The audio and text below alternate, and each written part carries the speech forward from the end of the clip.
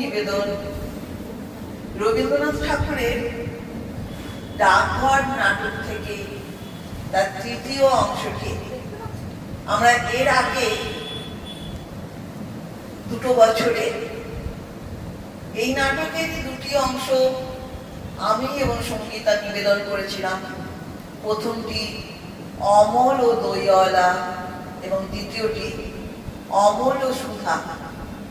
এই ডাকঘর নাটকটি কবির এক নতুন দার্শনিক তত্ত্বের উপর আধারিত, যেখানে কবি এই চরিত্রগুলির মাধ্যমে আত্মার সঙ্গে পরমাত্মার মিলনের কথা বলেছে এবং আত্মার সঙ্গে পরমাত্মার মিলনের জন্য কবি বিভিন্ন চরিত্রগুলিকে এবং প্রকৃতিকে তিনি এখানে ব্যবহার করেছেন এবং প্রত্যেকের পারস্পরিক সহযোগিতা এবং সহমর্মিতার মাধ্যমেই যে পরমাত্মায় লীন হওয়া যায়, প্রত্যেককে কাছে পেয়ে প্রত্যেকের জন্য পাশে থাকার মাধ্যমে যে কাজ করা যায়। এই জন্য ডাকঘর গল্পটির নামকরণ, অর্থাৎ ডাকঘর কি করেন, আমাদের কমিউনিকেট করে, একজনের সঙ্গে আরেকজনের যোগাযোগ করে, অর্থাৎ আত্মার সঙ্গে পরমাত্মার মিলন বা পরমাত্মার লিঙ্ক করে দেয় কিন্তু ডাকঘর। এবং এখানে চরিত্রগুলো কিন্তু আমাদেরকে কি করছে না, পারস্পরিক সুখে দুঃখের ভাগ করে নিচ্ছে এবং আমাদেরকে এক সুন্দর মুক্তির আনন্দ এনে দিচ্ছে। আমরা শুরু করছি আমাদের শ্রুতি নাটক ছেলের দল এবং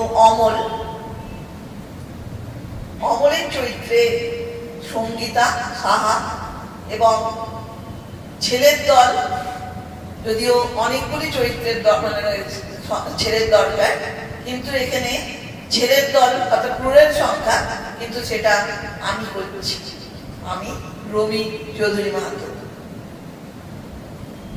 ভাই, তোমরা সব কোথায় যাচ্ছ ভাই? একবার একটুখানি এখানে দাঁড়াও না। আমরা খেলতে চলেছি।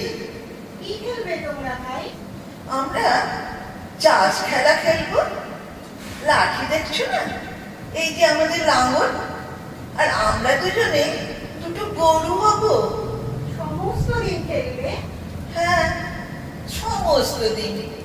তারপরে সন্ধ্যের সময় নদীর ধার দিয়ে বাড়ি ফিরে আসবে? হ্যাঁ, সন্ধ্যের সময় ফিরবো। আমার এই ঘরের সামনে দিয়ে ফিরো ভাই। তুমি বেরিয়ে এসো না, খেলবে চলো। কবিরাজ আমাকে বেরিয়ে যেতে মানা করেছে। কবিরাজের মানা তুমি শোনো বুঝি? চল ভাই চল, আমাদের দেরি হয়ে যাচ্ছে। না ভাই, তোমরা আমার এই জানালার সামনে রাস্তায় দাঁড়িয়ে একটু খেলা করো, আমি একটু দেখি। এখানে কি নিয়ে খেলবো? এই যে আমার সব খেলনা পড়ে রয়েছে, এইসব তোমরাই নাও ভাই। ঘরের ভিতর একলা খেলতে ভালো লাগে না, এসব ধুলোয় ছড়ানো পড়েই থাকে, এই আমার কোনো কাজে লাগে না। বাবা বাবা, কি চমৎকার খেলনা! এই যে জাহাজ, ওই যে জটাইপুরি, দেখছিস ভাই কেমন সুন্দর সেপাই। এসব তুমি আমাদের দিয়ে দিলে তোমার কষ্ট হচ্ছে না? না, কিচ্ছু কষ্ট হচ্ছে না, সব তোমাদের দিনু। আর কিন্তু ফিরিয়ে দেব না। না, ফিরিয়ে দিতে হবে না। কেউ তো বকবে না? কেউ না, কিন্তু রোজ সকালে তোমরা এই খেলনাগুলো নিয়ে আমার এই দরজার সামনে খানিকক্ষণ ধরে খেলো, আবার এগুলো যখন পুরনো হয়ে যাবে আমি নতুন খেলনা আনিয়ে দেব। বেশ ভাই, আমরা রোজ এখানে এসে খেলে যাব। ও ভাই, সেপাইগুলোকে এখানে সব সাজা, আমরা লড়াই খেলি। বন্দুক কোথা পাই? ওই যে একটা মস্ত সরকারি পড়ে আছে, ওইটিকে ভেঙে নিয়ে আমরা বন্দুক বানাই সব। কিন্তু ভাই, তুমি যে ঘুমিয়ে পড়ছো। হ্যাঁ, আমার ভারী ঘুম পেয়ে আসছে, জানি না কেন আমার থেকে ঘুম পায়। অনেকক্ষণ থেকে বসে আছি আমি, আর বসে থাকতে পারছি না, আমার পিঠ ব্যথা করছে।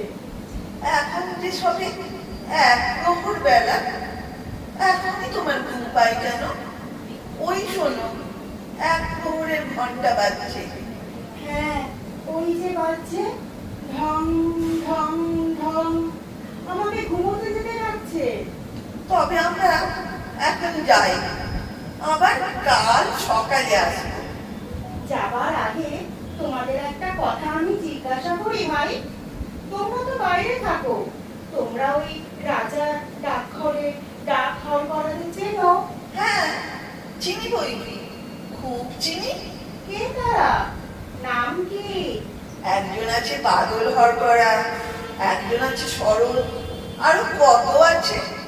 আচ্ছা, আমার নামে যদি চিঠি আসে, তারা কি আমাকে চিনতে পারবে? কেন পারবে না?